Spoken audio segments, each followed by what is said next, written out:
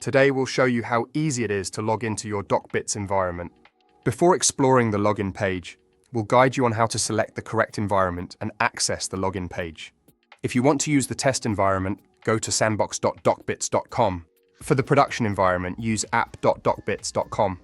You can also access the DocBits application through the Infra Cloud Suite apps. To log in, simply enter your email address and password. These credentials will be provided by your company's administrator.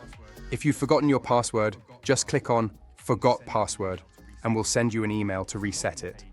If the login page isn't displayed in your preferred language, click on the text in the top right corner and select your language. With a single click on Login, you'll be taken directly to your DocBits environment. Is your DocBits account linked to your Google or Microsoft account? If so, you can conveniently log in using the buttons at the bottom of the page. Thank you for watching. If you have any questions about logging in, please contact your DocBits administrator or click on this link to reach out to us.